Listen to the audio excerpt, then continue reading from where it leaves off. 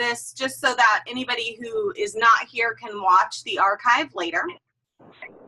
We use Zoom for all of our classes, for all of our office hours.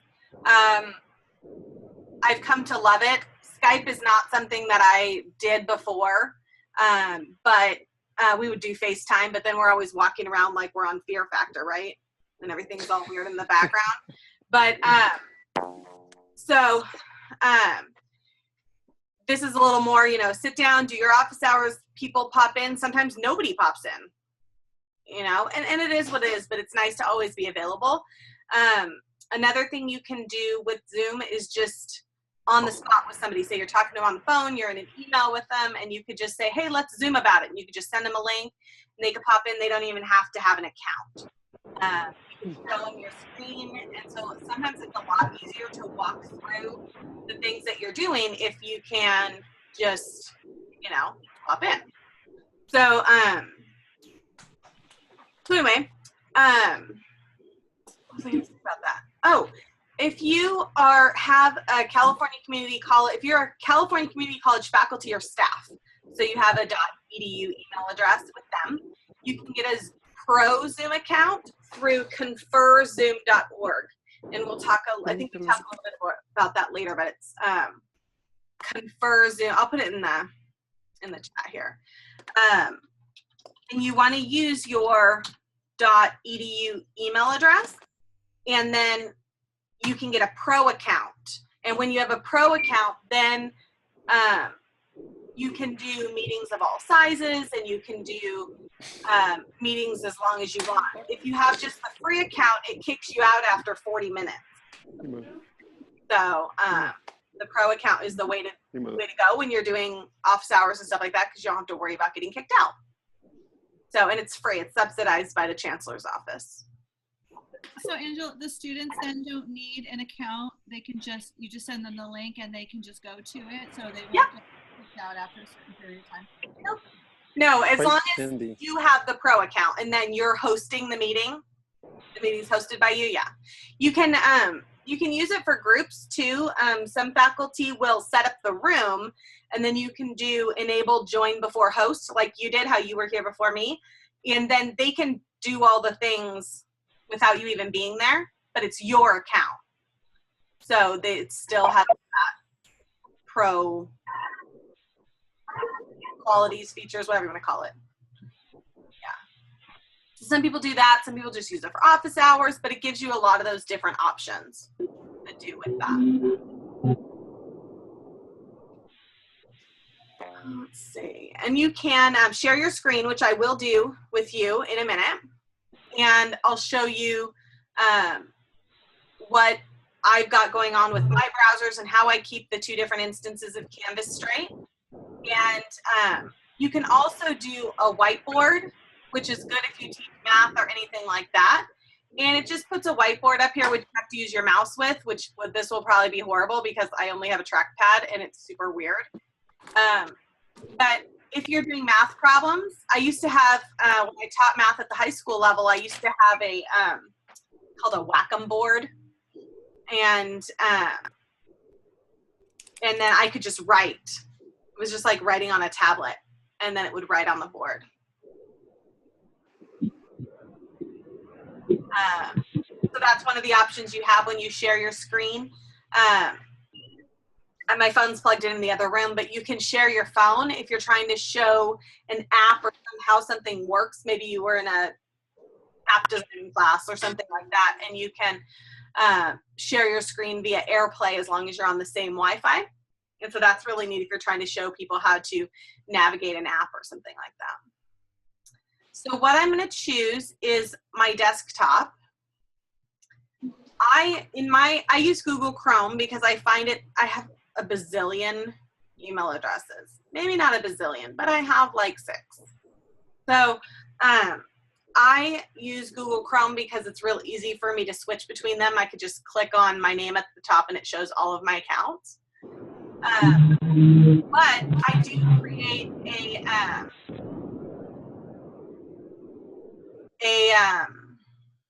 was I going to say? This spreadsheet here that has all the 2 courses that I'm teaching. This is the link that gets me straight to the course.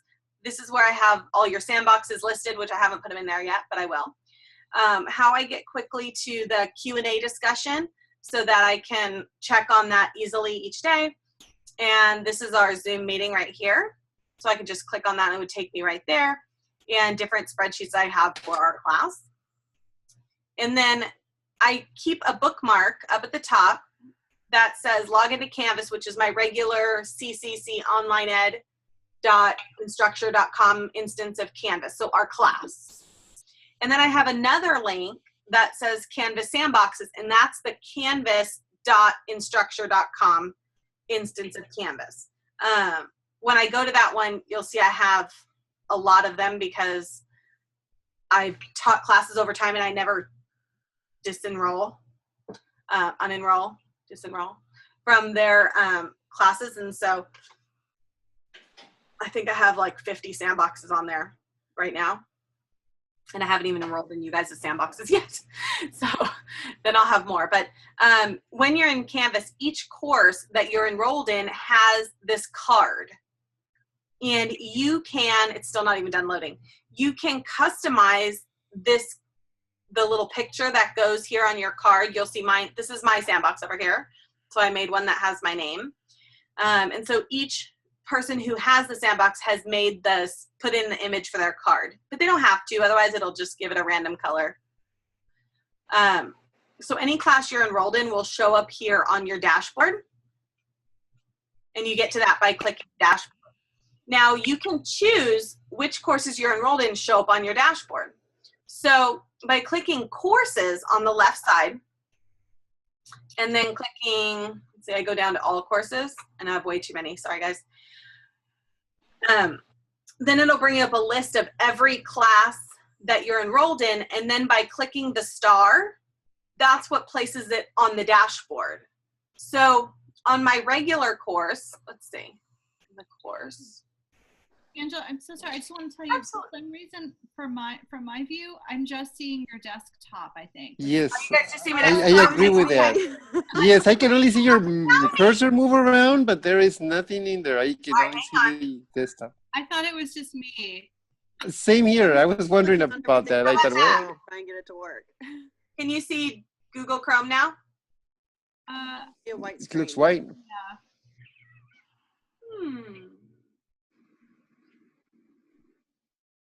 So you can't see the spreadsheet, right? You just see white?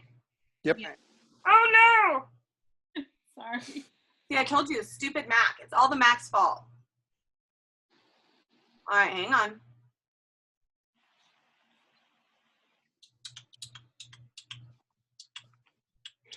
Let me plug in while you figure that one out. Okay.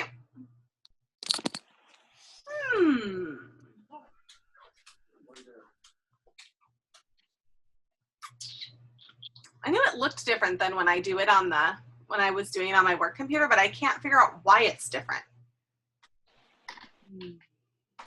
One participant, multiple advanced. Who can share? Start sharing.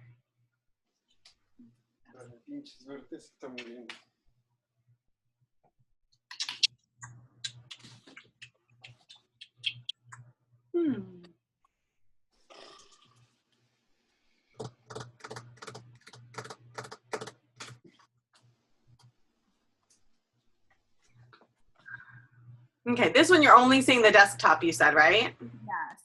You don't see the spreadsheet. No. Okay. That's not how it's supposed to be. Right. We could see your cursor moving around. Well, that doesn't help.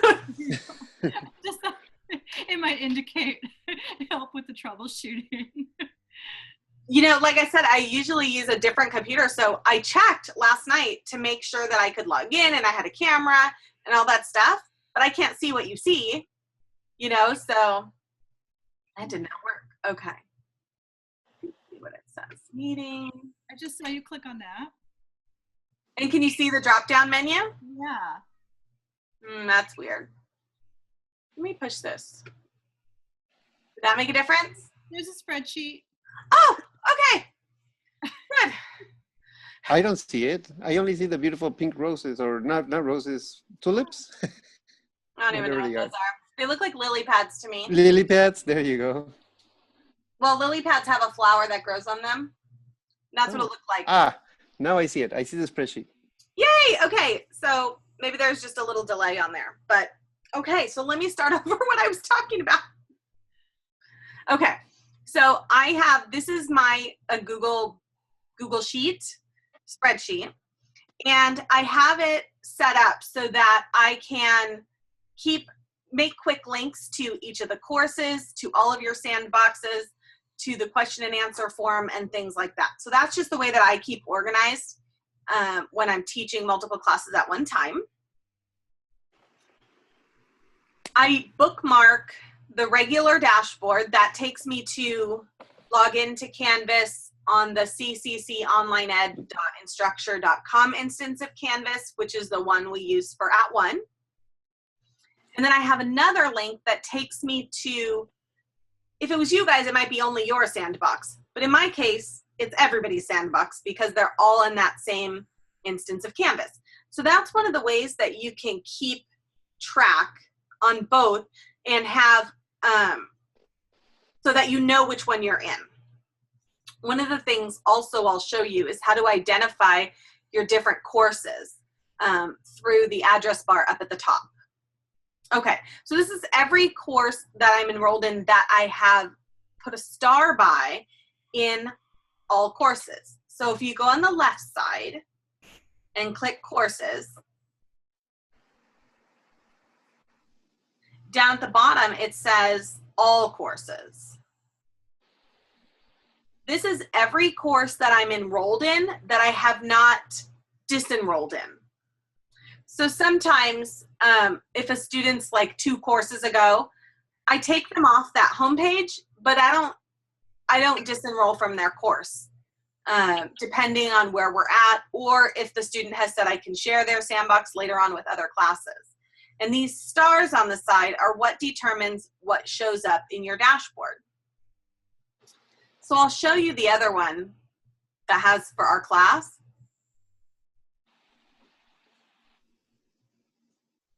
Because, you know, once you're in there, they look the same, right? Except that I choose different pictures for mine so that the little picture up here is different. And then maybe when I'm looking at it, I can remember. So I only put the courses that I'm working with currently on my dashboard, even though I have more than that. Otherwise, it gets too confusing.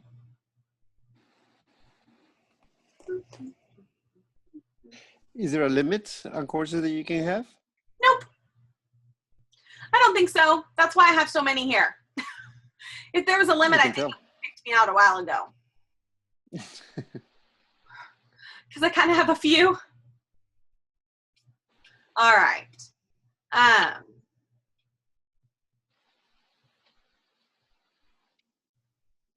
Okay. So now you can see the 2 different instances of Canvas. And it's kind of like being on a completely different campus. So if you teach at one community college, and then you teach at another community college, you can't get to your classes. You can't walk in the door of your classroom when you're at the other campus. You have to be on the right campus to walk through the correct door. That's one of the ways you can kind of differentiate the 2 different instances of Canvas. The address is different.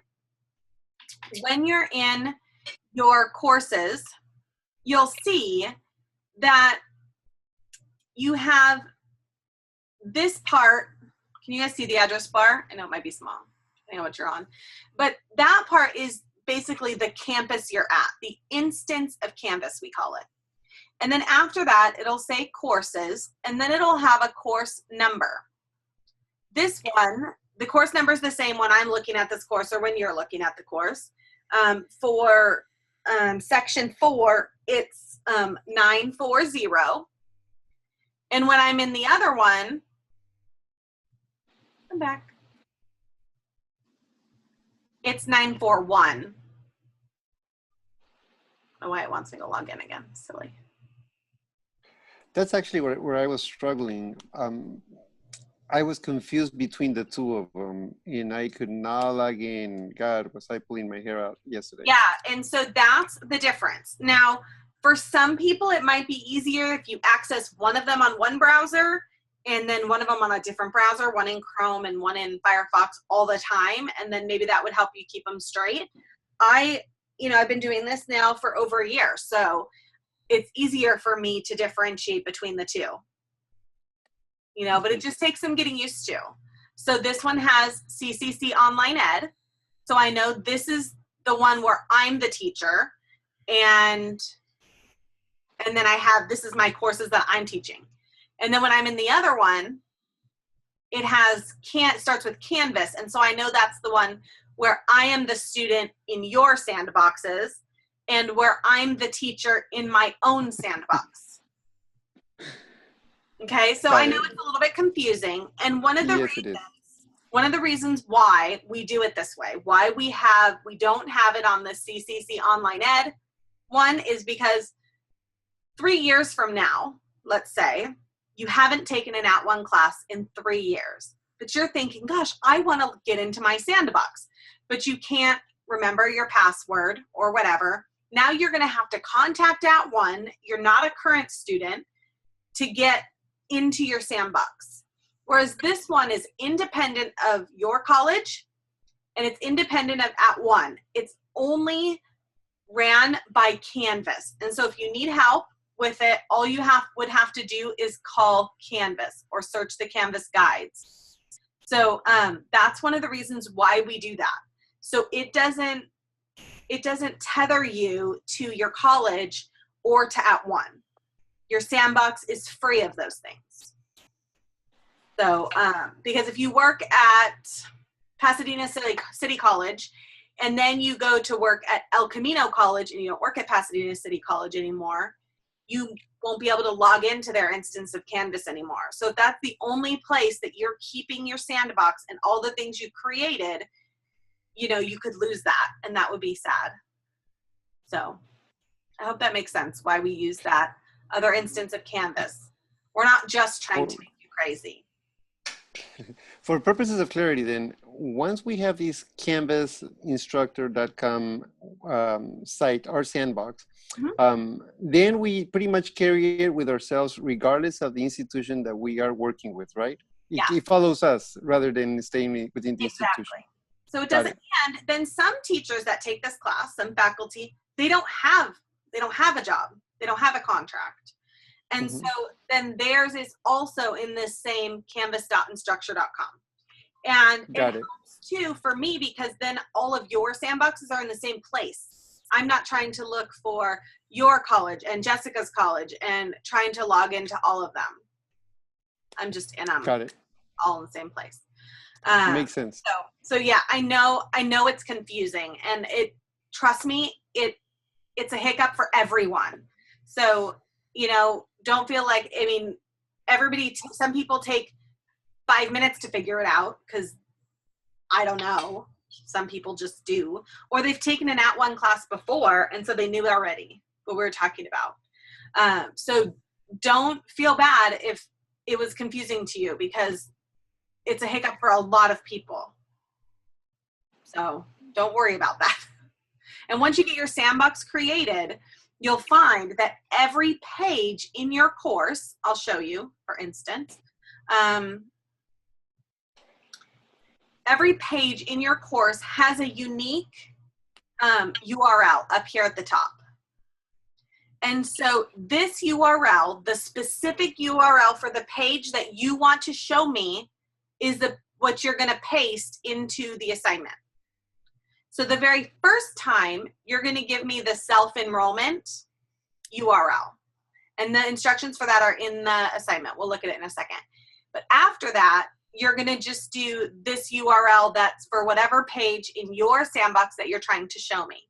And as long as you don't change the name of it, I'll be able to see it. But if you send it to me and then you think, oh, I don't want to call it that, I'm going to call it something else, it changes the URL and then I can't see it anymore. You have to send me the link again.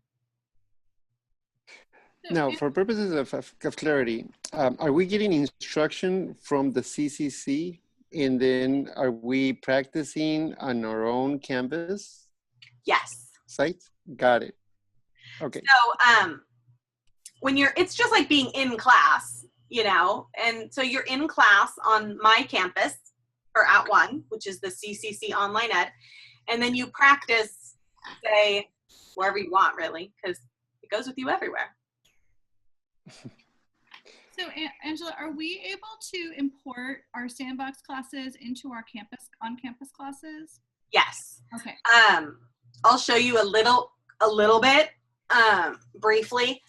If you go into, this is my sandbox, and actually what happened, I had this sandbox on the CCC Online Ed one, and I exported it and put it in this instance of Canvas because I wanted it to also go with me wherever I went.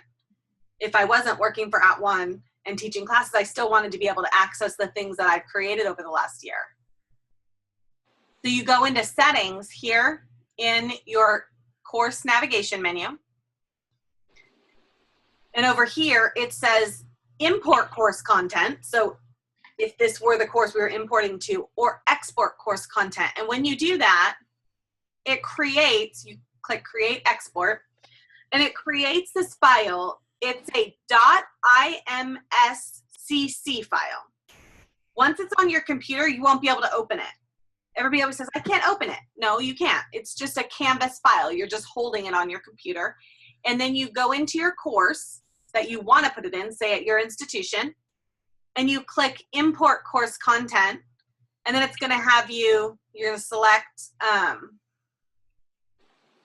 the Canvas course export package because that's what you made. And then when you click that, it's going to have you browse your computer for it. And then you just upload it and it goes right in there. Okay. So that's one of the things we want you to be able to create. And so you can also choose all content or specific content. So say you just want to do the quizzes or you just want to do some of the modules, then you just put them in. Canvas Commons also, which you can get to over here on the left, Commons, also has different home pages that you can import into your courses and some module frames that you can put in that are kind of all set up for you already, and then you just customize it. So that's something that's kind of fun to explore. And then, but we kind of, one of the girls that I work with, she calls her sandbox the litter box because it's full of all sorts of crap. So she just says, you know, you can create stuff in there. The nice thing about having a sandbox, whether it's at your institution or on the Free for Teachers account, is that you can try stuff out without your students ever seeing it.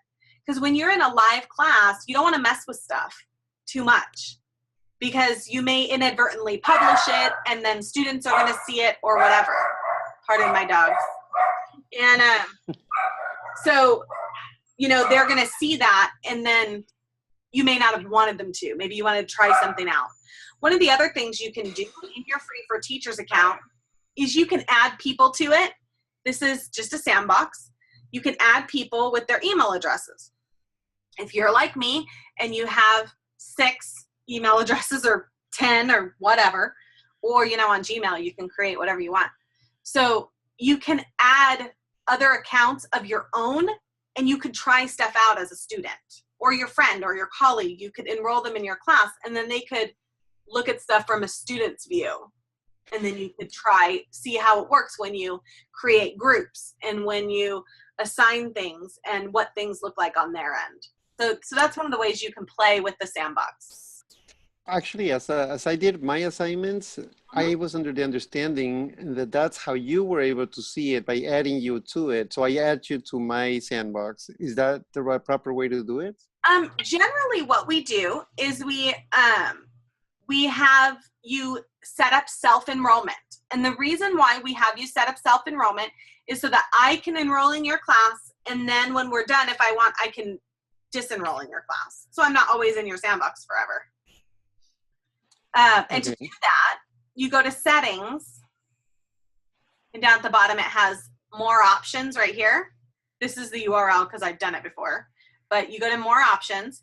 And the first checkbox says, let students self-enroll by sharing with them a secret URL code. And when you click update course details, the very bottom, it gives you this. This is what you want to share with me. Your enroll code for your class. That's the URL that you put in when you submit your assignment, and then I can join your course. Got it. Got it. Okay, so I just highlight that and then I paste it over on the assignments, right? Yep. Copy and paste it in there. Okay. I think I did mine wrong, so I'll redo it. I think I sent you the URL now that I'm looking at this. Okay, yeah, this is the URL, but some people send me like, if you just send me this one, I think that's what I said. then I'll get there and I won't be able to do it. Okay. So the self-enroll is the best way to do it. And another reason why we do it, in some of our other courses, we have like 4 teachers. Okay, one of our big courses has 4 teachers. And so one person is going to grade the assignment. And then I'm going to copy, let's say I was the one grading it, and then I would copy the enroll codes for everybody and put it in a spreadsheet. Like this one.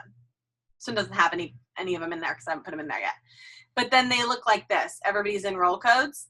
And then each teacher can enroll in the course. They don't all have to go back and look at the assignment again. So that's one of the ways that we do that and why we have you do that instead of just adding us individually. Plus that gives you a way that if you, in some of our bigger courses, we have you share your sandboxes with each other.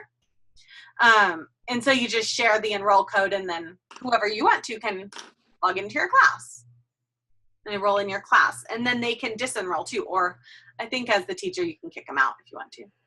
I don't know. I never kicked anybody out before. All right. Let's see. If you're in section 4, which is the one that ends in 940, we do have the discussion. That's the Q&A discussion, and nobody's posted in it. So I just want to make sure that you guys know that it's there. If you have any questions or you're not sure how to do something, or hey, I thought this was weird, does anybody else have this? You can post here in this Q&A form, and I check it at least once a day, but your classmates may also check it, and they may also have an answer for you before I get to it. So it's really useful. The other class has used it a couple times, but this one, B04, nobody's used it. So I just want to make sure that you guys know that it's available for you. I saw it, but by nature, since no one was using it, I thought maybe I shouldn't use that. Oh, well, and then in the other one, people are. There's like 12 messages in there already. So, you know, so it just depends. It just, and that's the kind of thing, like one person posts and then everybody's like, oh, cool, let me post too. And then, but when nobody posts, you're right, Jean, everybody's kind of like, oh, I don't know. Yeah, it holds us back. So, but anyway, it's a great way to ask questions. And in Introduction to Canvas, we don't get as many as in our bigger class, the Online Education Standards and Practices. But I want you to know that it is there. So, what else do I want to show you? You guys have any other questions about the beginning stuff? Or about me or about anything? I have a question about some of the icons. Okie dokie. Let's see if I can remember what it was though. Is it in the modules page? Was it the module? I think it was in the grades page. Okie dokie. I can't see that one the same way as you, because then it shows me everybody's grades. Well, because it just shows me like it looks like there's a broken link or something, or there's comments under the scores or comments on the side. I was kind of getting like comments on this, like way on the far right column. Like the little, looks like a thought bubble.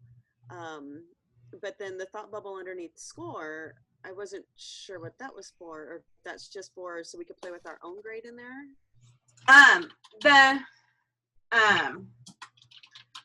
The one that looks like a little conversation bubble is the discussion. It means that you've posted in the discussion and I haven't graded it yet. And then looks like there's a chain link sometimes in the score. That means that you posted a URL and I haven't graded it yet. Okay. There is one of the things about the, can you see this? Yes. Okay. One of the things that Canvas has that's super helpful is called the Canvas community. It's one of the things I don't leave space for in my brain, I guess, because I never can remember the URL, even though it's not complicated. So I just put Canvas community in the Google search every time and then just click on it. So if you can't remember what it is, just put it in the Google search and it'll come up. And then you can search for anything. So here is a little search. So I put gradebook icons. All of the guides that you see linked in your in the course come from the Canvas community. And one of the reasons why we use Canvas guides is because if I make a video every time I want to show you something, that's great for the time being. But Canvas is always changing. They're really on the spot. And so they're always updating things. So the Canvas guides are always updated, even at the same URL. So you can click on it, the one that was put in there. Some of the links were put into this class like 3 years ago. And the link itself hasn't been updated. But when you go to the guide, for instance, okay, this is version 8. You can see right here, this means they've updated it 8 times. It was last updated on June 24th, so just a few weeks ago, right? And then, so every time they make a change, they update the guide, and it's always current. So when you are creating classes for your students, it's a great idea to use the Canvas guide instead of making your own how-to page, how to access your grades, how to do this, because then it's the most current for them. The URL remains the same. It redirects if they change the number. This last part of the number here is probably changed. But it redirects to the new one. And then your students will never say, well, mine doesn't look like that, because it'll be the most updated. So, so here we have these little thought bubbles or conversations. That just means that's a discussion and you've posted to it, and I have not graded it. This one, the little piece of paper, these are super tiny, I know, means you uploaded a file, but it's not been graded. If there's a T, it means that it was a text entry box, was the way you submitted, and so you typed something in there, but it's not graded. And then the link is you submitted a URL, but it has not been graded. Then when you see a score, it's been graded. Okay. So on quizzes, you'll notice that the scores are there right away because they're auto-graded, and the score pops up immediately. I love that feature. Huh? Oh, I love that feature. And then this one is a quiz, like it needs to go in and be graded. Not fully graded, because sometimes you'll have a quiz where, you know, most of it's multiple choice, and so all that's graded immediately, but then you have some short answer and essay, and you need to go back still and grade it. So once it's graded, it'll have a number. And then if you submitted it late, it's pink, like that. And then the yellow one, what's the yellow one again?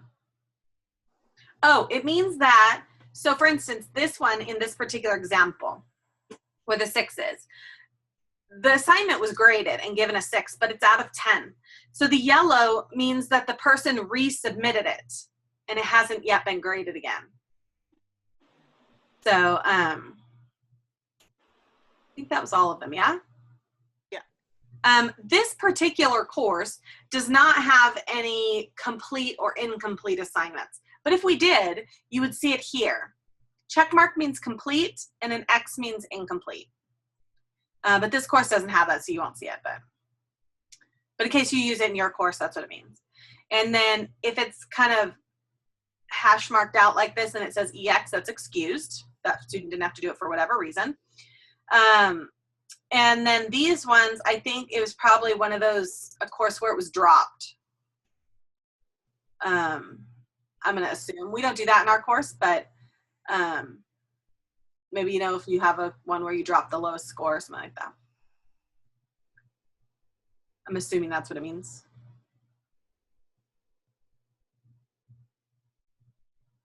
Let's see what else. I think that's all the important ones. Oh, here's Here's the colors. This one, the yellow is resubmitted, the pink is late, and then the gray line shading is dropped. Yeah, I was right. We never do that one. So. Closed grading periods, you're probably not going to use that much either, but it would be really big in high school and stuff, like something's from the previous quarter or previous, well, grading period. If your campus uses Turnitin, you'll see these little green boxes. Not every campus uses Turnitin, so some are using Vericite and some use something different for their plagiarism checker. All right, what else? I've done all of the various components, but as I'm looking at my scores, I just have the little dash, you know, pretty much saying that I haven't done anything. How do I submit it so that you can grade it? For instance, I'm editing the profile or creating and sharing a sandbox. Maybe I haven't shared it, or I'm not sure what am I supposed to do there. What you want to do is take that URL that's up at the top here, and then you want to submit it to the assignment. Let me show you. Yes, please. In your course, once you have created stuff in your sandbox, there's always a student view, so I'm going to show you that. You click settings. Now on the far right side, it says student view. When you're in student view, you get a pink, bright pink box around, and it says you're currently logged into student view, and then you can submit stuff as a student.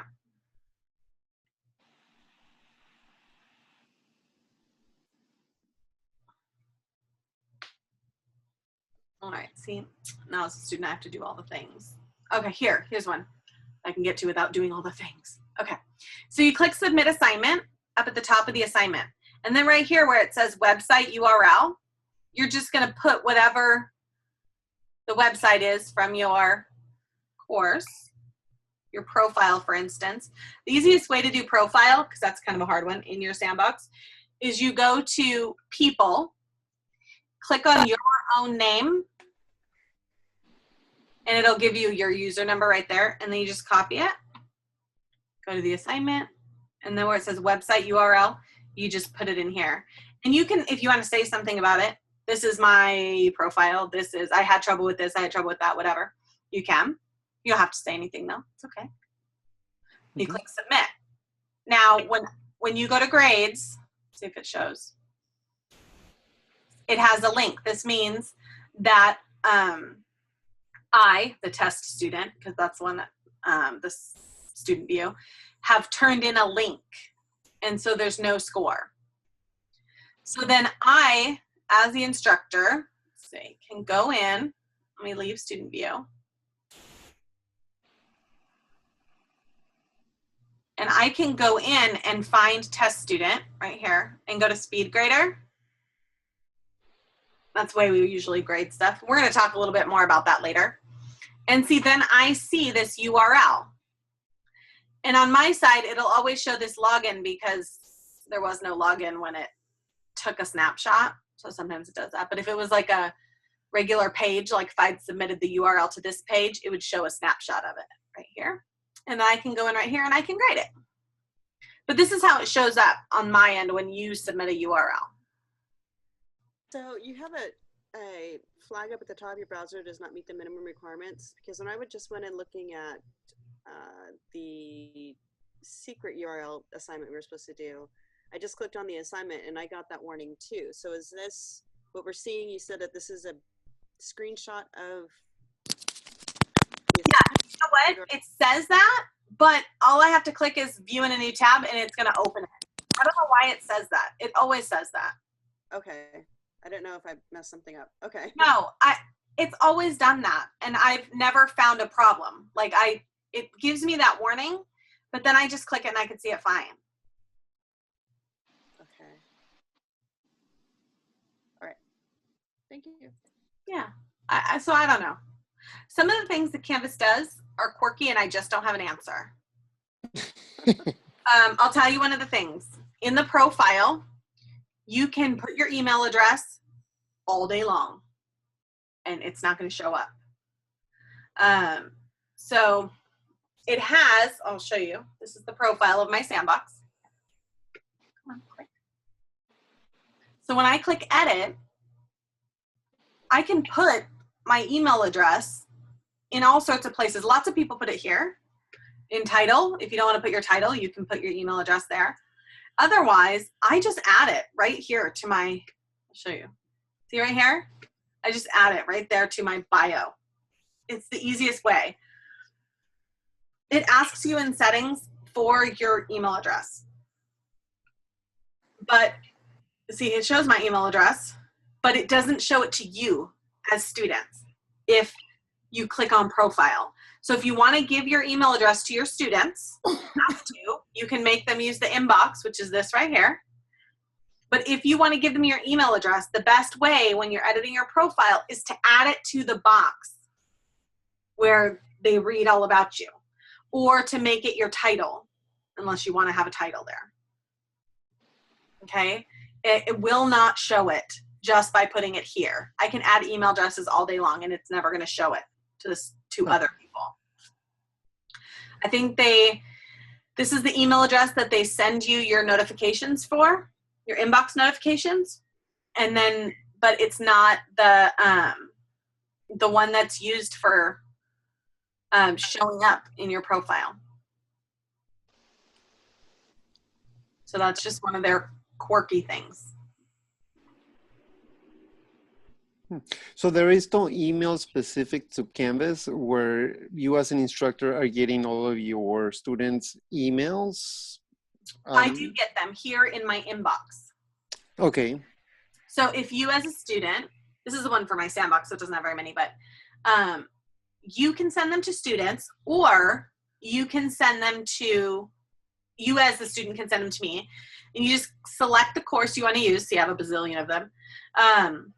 None of them with any people in them. Oh no, this one does, I bet. Maybe. And then, no, it doesn't have any people.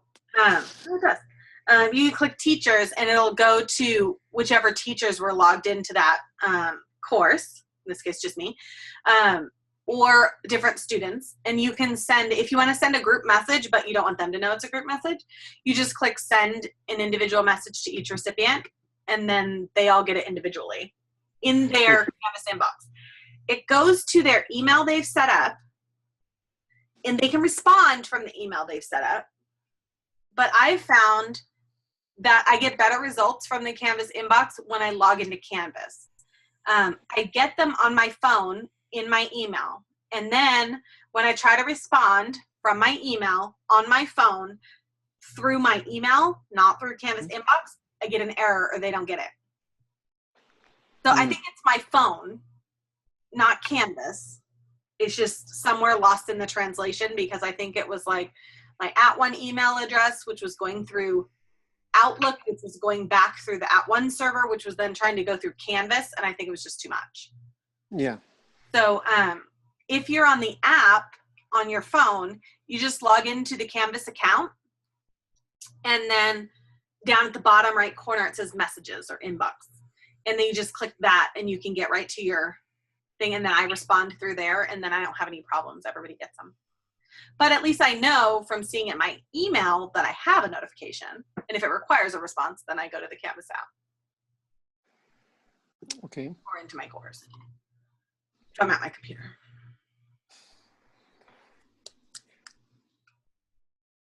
Got it. Does that make sense? Yeah, I guess once we're using it, it'll come in or. Yeah. Again, the Canvas community can answer a lot of questions. If you're wondering, can I blank? How does this work? Why is it not doing that? You can just put it right here. And if anybody's ever asked the question, it comes up. Okay. So I shouldn't hang out on this page because it shows me this InstructureCon conference thing, and I really want to go, and I'm not. It makes me sad. I went last year, but I'm not going this year, so I just stopped looking at it.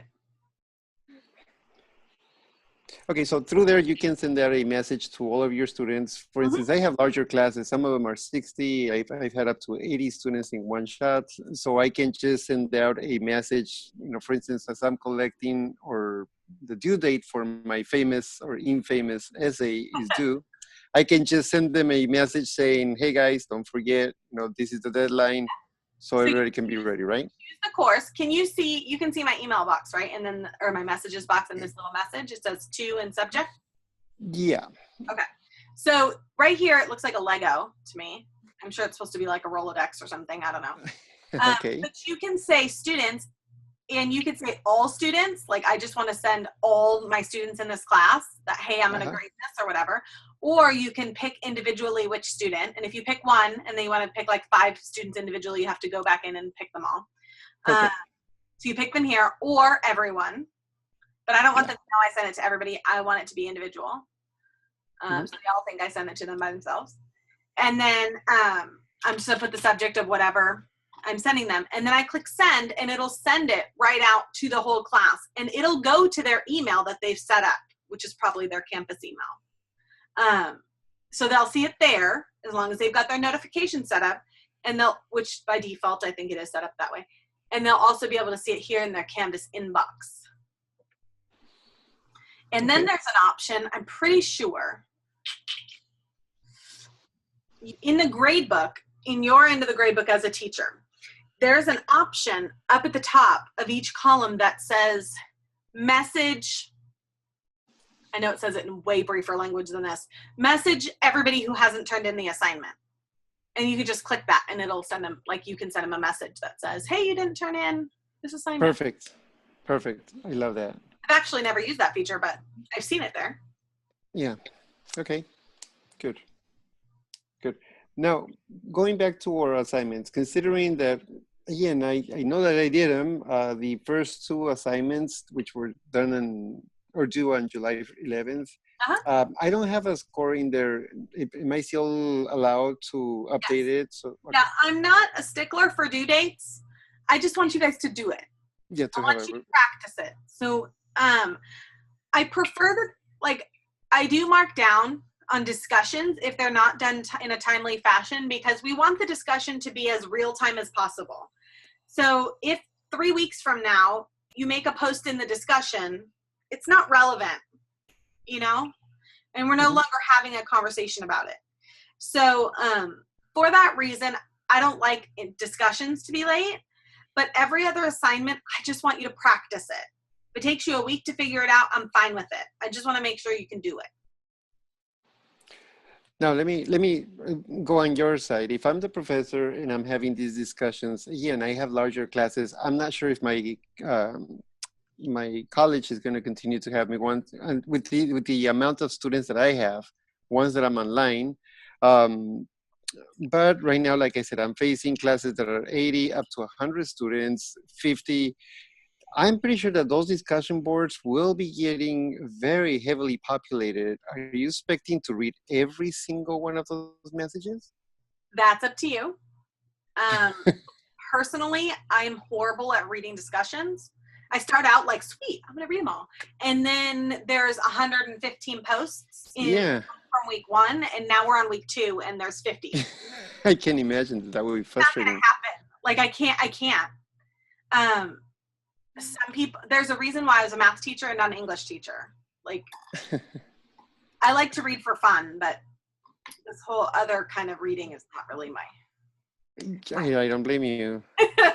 But one thing you want to do is you want to try to get into your discussion and not necessarily read it and respond, but kind of skim through, because you want to make sure that you don't have students in there that are creating a ruckus, being super negative. Yes. You know what I'm saying? I mean, it happens, right? We get students in there and they're like, oh my gosh, this assignment's so dumb. And then somebody else gets in there like, I know, it's so awful. And then the next thing you know, bubbles up. Are like, it's anarchy. So you want to get in there and kind of make sure that's not happening. That's really the main thing, I would say. And then whether or not you participate in your discussions is up to you. One of the things that we've found facilitating these courses is, as instructors, the second I get in there and start talking about something, everybody else stops. Because they just want to hear what I have to say and not what each other have to say. Like, I don't know if they don't think what they have to say is valid.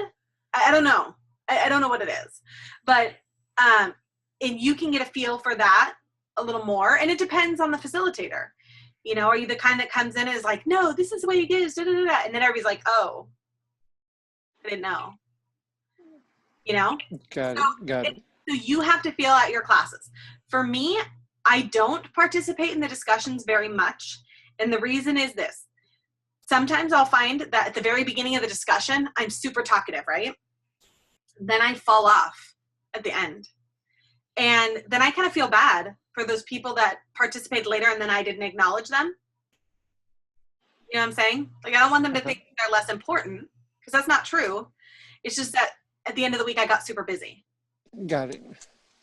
So I'll show you a little bit about, I haven't graded any of these, so it's just input. And so you can see all these in the discussion anyway.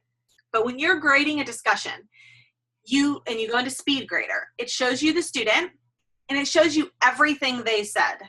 This is his main discussion. And then these are all the points that he's made. Okay. So I can tell right off the bat that, that Roberto did what he was supposed to do, and then I can grade it. And if I do read them here, it's actually easier for me to digest them here than it is in the big long discussion. And then I can be more pointed. So I make all my discussion comments here in Speed Grader, privately to that student. Does that make sense? Instead of doing it in the discussion board. You know, and now I can see that these things are all about, you know, the student. And then I can go on to the next student and see that they've, you know, clearly this one's so easy, everybody does it. But especially if you start out early, you know? And so this is one of the ways, because when I first started teaching this class, I was like, how am I supposed to grade the discussion?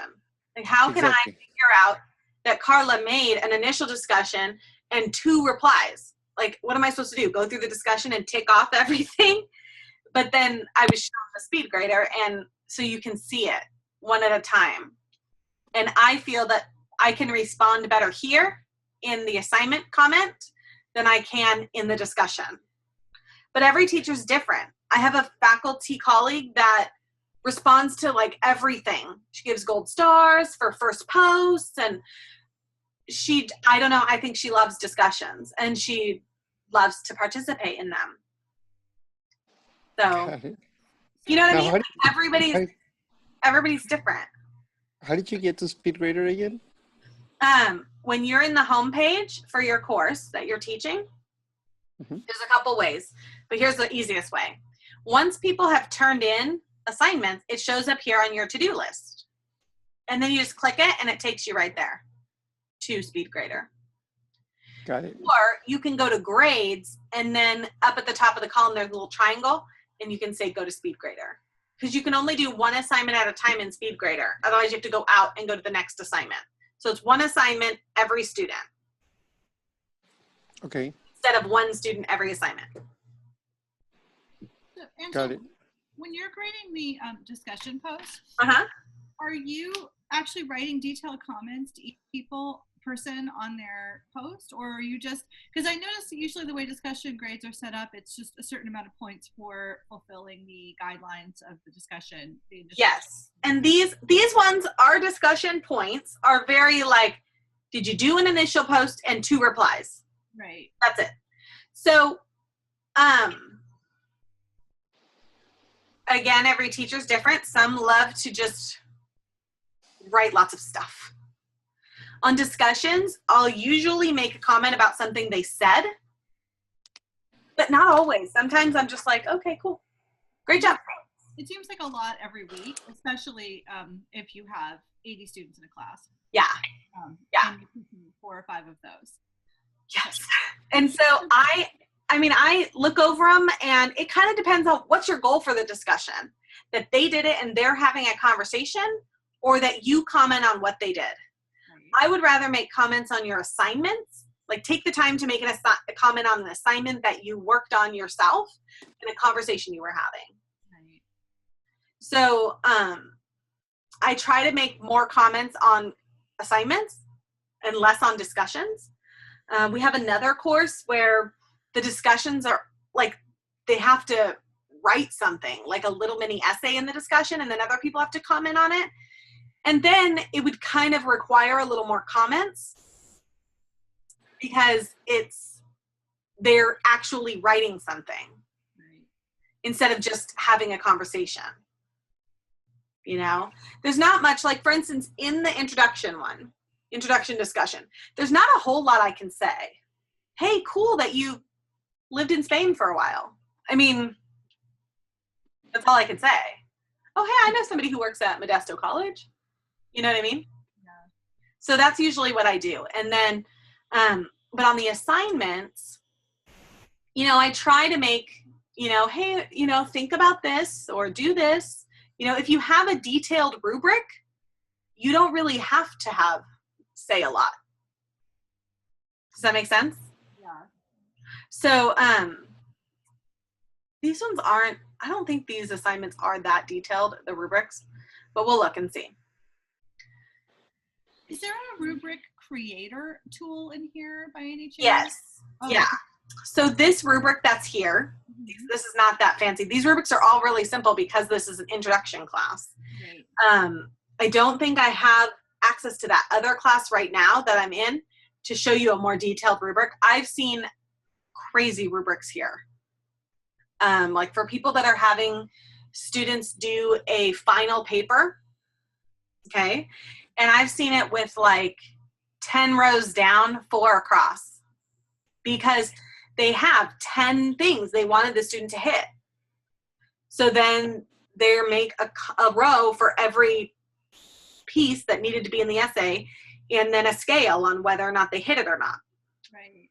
So once you have created the rubric, you edit it here with the pencil. But to add a rubric, let's go to my sandbox because I think that's the only way we're going to be able to see it. But did you create that in Canvas? Yeah. Oh, okay. So, okay, so this is an assignment I created, but it doesn't have any content because it was for an example. So see down here where it says add rubric? Mm-hmm. You cannot see it when you're in edit mode. It doesn't show up, the add rubric part. So you have to do it, because that's kind of a little like, it seems like it should be there, right? But it's not. So once you create it, whether you've published it or not, you add the rubric here, and it gives you the basic description of criterion, full marks, no marks, that's it. And then you change it. You just, you want to add something that you wanted them to do. Did they identify 3 topics? Maybe you want them to do something for their thing. And then you can add different things. So here is 3 topics, 2 topics. Oh, I need another one. 1 topic, and then nothing. Okay. I'm so sorry. Where did you? Can you just show me one more time? Yep. Can you add a rating?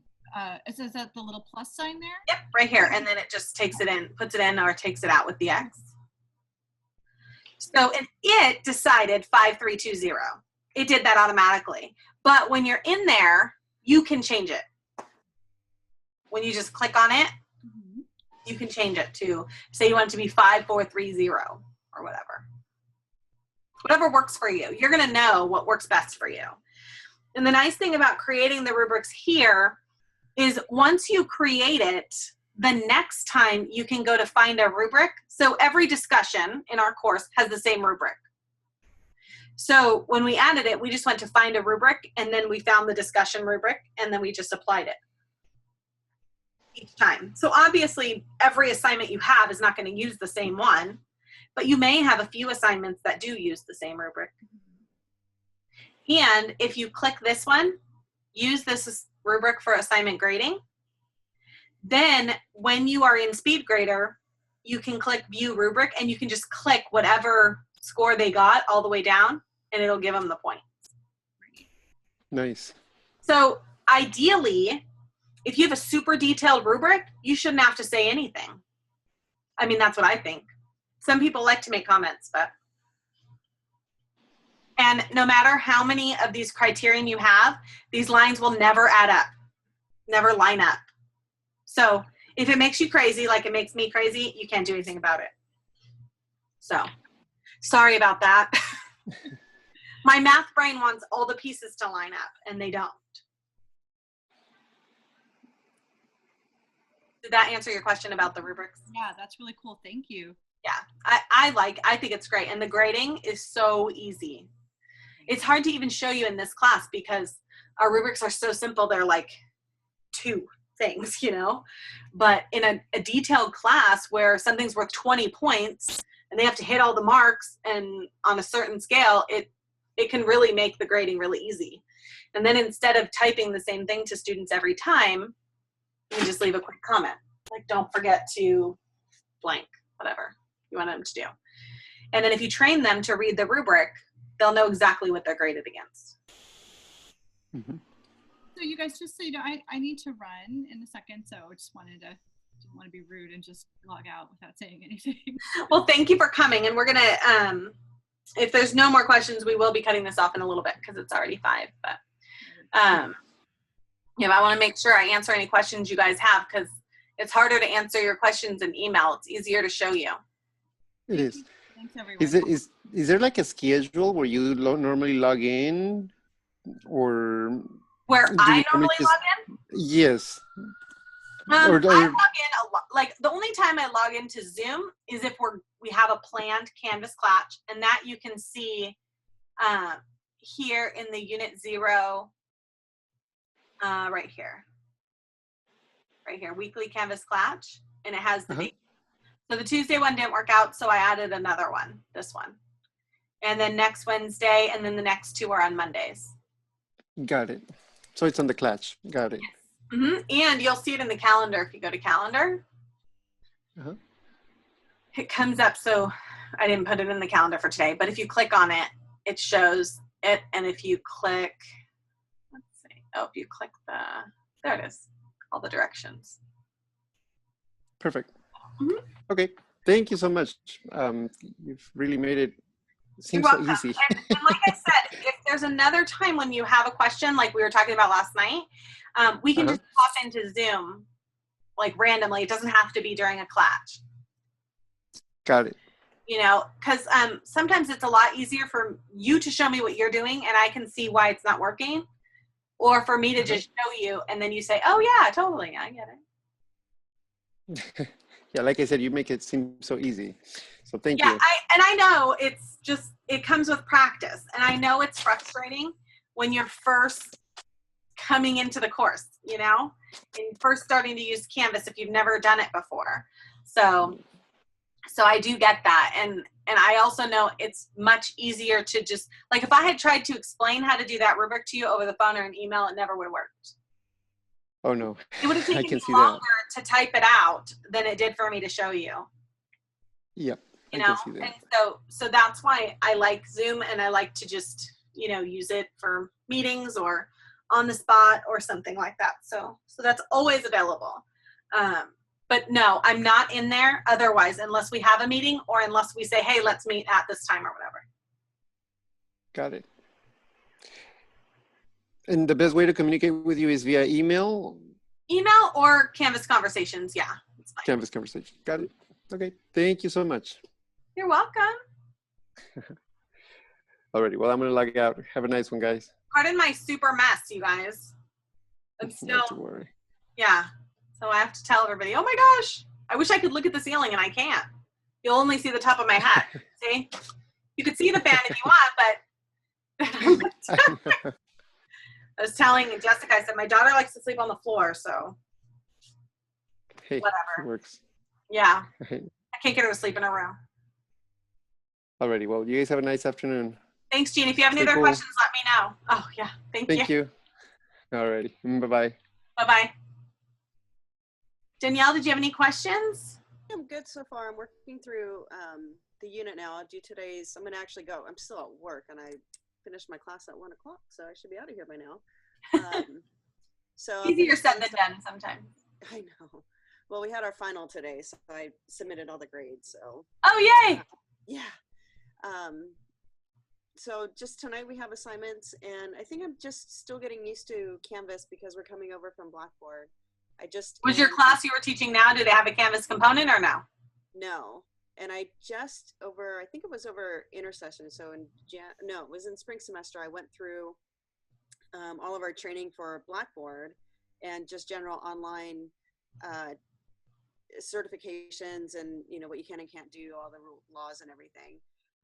But now we're switching to Canvas. So now I just, but I'm so used to those icons, and I don't do a lot online or a lot with Blackboard, but I want to be able to do more. But going to Canvas, that's why I asked about the icons. I'm like, okay, how can I sync these up? Which one's similar? Which one? Yep, it's all right. And that's why I want to meet with you guys and have you guys come in here. It's so much easier than me trying to just tell you, Yeah.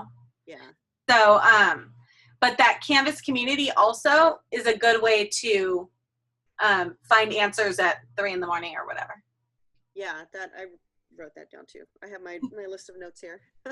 So the first thing I tried to do was I showed you the dashboard with those different cards, right? Well, I wanted to move them around because I didn't like the way they were, like the order they were in. Like for instance, if I was teaching 6 classes, I want my Monday classes, my Tuesday class, my Wednesday class, like in that order.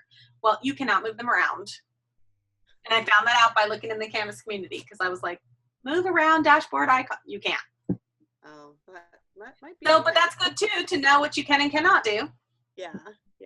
You can actually rename them, even if they're even if it's like your institution's course, you can rename them and you could call them 0001, 02, like that, and they'll move around in some ways, but not entirely the way you want. And that's one of the reasons why we try to get you guys to, when you do your sandbox, put your name in, like your last name, because then it puts it in order for me.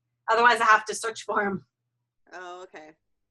I think you wanted for the sandbox, you wanted that secret URL, right? Not the one from the top of the bar. Correct. On that one. You got to find it in settings, more options. Yeah. That's the one I sent you. Yeah. Okay. Okay. It should say enroll / da da da da da da. Yes, that one. 6 letters or whatever. Yeah. Okay. Well, thank you so much. You're welcome. And it was good seeing you. Thanks. Good to see you too. I like your little C3PO back there. Oh my God, my best friend. She's like, I found something on Craigslist. I thought you'd like it. I'm like, is it just cardboard? Yeah, it's and it's a C3PO. But it looks 3D. It's just like I thought it was a little standy on your desk. Yeah. Like I thought it was like a little robot. It's life size too, is what it is. Nice. So, yeah, it's hysterical. Yeah. Okay. Okay, well, I'll see you probably at the next, I might only be able to make it to half the Klatch next. Whatever you gotta do. It's better, and then if you don't have, you don't have to come. It's just, it's a nice to connect. Makes it seem a little more real than just, I'm over here and you're over there, and, Well, I'll probably be that student that's gonna want all those extra credit points, so. We can only get extra credit once. Oh, for the assignment? Mm-hmm. I thought it was on Klatch. Each Klatch thing. Just once. Oh, okay. Yep. Right. Well, and like I said, these assignments are graded super easy. So it's either you did it or you didn't. Okay.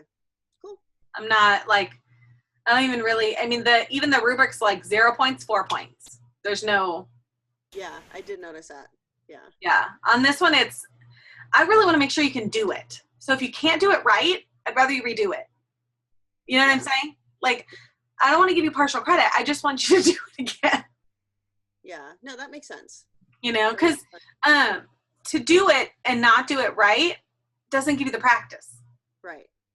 That's what they say, right? Practice makes perfect. But if you practice wrong, it doesn't make you very perfect. Yeah, no, you want to practice what you Perfect do. Practice makes perfect, right? Yeah. Okay, well, thank you again. And hopefully I'll catch you next week at next week's Klatch. Great. And if you need anything else, just email me. Great. Thank you. Thanks. Have a good one. You too. Bye-bye. Bye-bye.